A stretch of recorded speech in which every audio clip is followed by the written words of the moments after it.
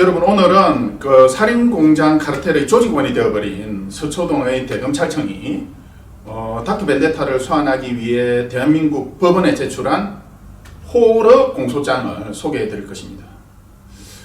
이 호러 공소장을 통해 여러분들께서는 그 호스텔이라는 잔혹 영화와 같은 그런 살인 공장들이 어떻게 해서 십수년 동안 강남의 한가운데서 운영되면서 연쇄 살인을 계속 저지르면서도 엄청난 돈을 벌게 되었는지 하는 그 배경을 조금 엿볼 수 있을 것입니다. 여러분들이 살고 있는 21세기 대한민국의 검찰은 연쇄 살인마들을 처단하여 공동체로부터 격리시키는 일을 하는 공공기관이 아니라 돈 많은 연쇄 살인마들이 계속해서 살인 공장을 운영할 수 있도록 하기 위해 호러 공소장을 이용하여 피해자와 내부 제보자들을 협박해서 그 입을 틀어 막아온 공무원들이었던 것입니다. 자, 여러분, 이번 시간에는 제가 유령수술 카르텔로부터 받은 소환장, 두 번째 소환된 날짜와 장소에 대해서 안내해드리는 시간을 가지도록 하겠습니다. 여러분, 이 사건 번호는요 2019 노예 2201 2020년 4월 24일 오후 3시 30분입니다. 서관 404호 법정입니다.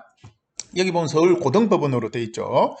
이 사건에 대해서 간단하게 설명을 드리는 이유가요, 그날 아주 중요한 정언이 있을 텐데 정확하게 그 정언의 의미를 아시려고 하면 이 사건의 배경을 미리 알고 오시면 이제 도움이 되기 때문에 제가 이 설명을 드리게 된 것이죠. 이 사건은 무슨 사건입니까? 2018년 2월 3일 날 방송되었던 그것이 알고 싶다. 이제 연이어 사망한 사건 어느 한 곳에서 그것을 추적하던 그것이 알고 싶다 팀이 온갖 범죄 행위, 사무장병원 면허대여, 유령수술, 각종 범죄 행위들이 벌어지는 그것이 놀랍게도 광희라고 하는 남자 연예인이 자급대로 젊은이들을 유인해주는 그런 역할을 하던 코리아 성형외과에서 벌어진 일이었다. 그것을 다룬 뉴스에다가 제가 이런 글을 남겼죠. 여긴 코리아이지만 코리아 성형외과는요 여러분 소규모였습니다. 그게 아니고 중요한 것은 대형 유령 성형 공장들이 있다, 살인 공장들이 있다 라는 취지로 했죠. 복지부는 실태 조사도 안 한다, 몇 명 죽었는지 조차 아예 모른다, 200~300명 정도는 유령 수술하다 죽였을 것이다. 유령수술 공장 전체에서 지금 한 40~50군데 있지 않습니까? 온통 유령수술 공장 천지인데 이렇게 3억 5천 지어주고 은마금하고 보험회사 처리하고 이렇게 한다, 이런 내용을 제가 남긴 거였어요. 그랬는데 제가 이렇게 남긴 이유가요, 정확하게 저는 법대로 했다는 거예요.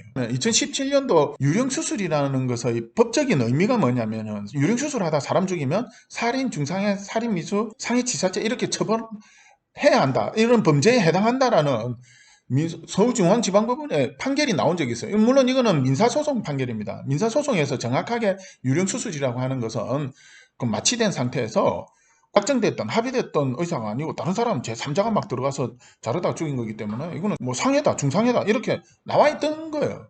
그러니까 제가 전혀 무슨 법적인 근거 없이 얘기하지 않았다는 거죠.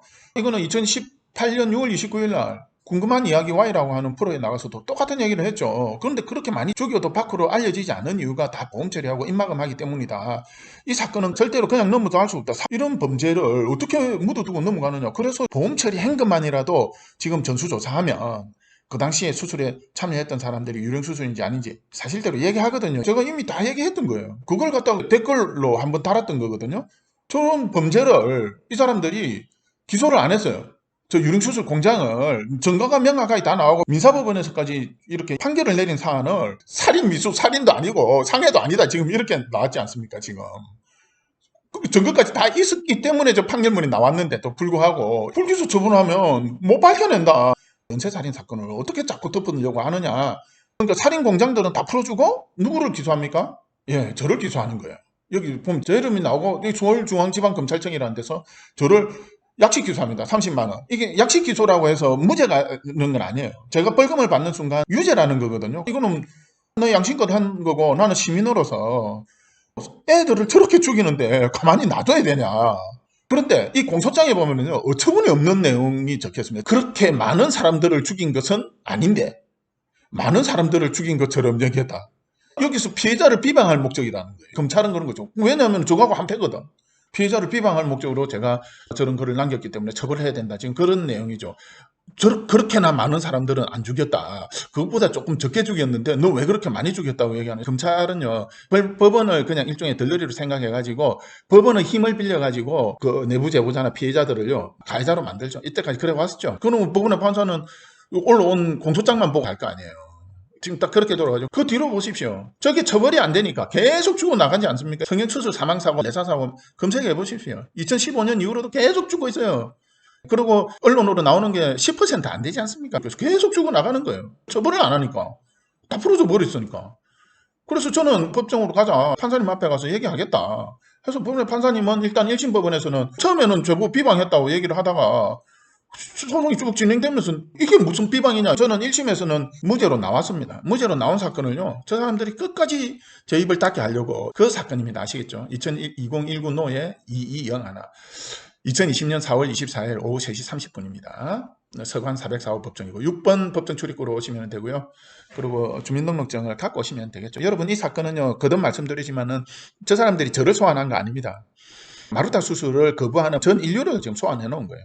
여러분들 뭐 안 오셔도 상관없습니다. 저는 6년 동안 혼자 싸워왔기 때문에 와서 한번 보시면 저 사람들이 말하는 이점을 얼마나 터무니없는지를 충분히 느끼실 수 있을 것입니다. 혹시나 오시게 되면 법정에서 뵙겠습니다.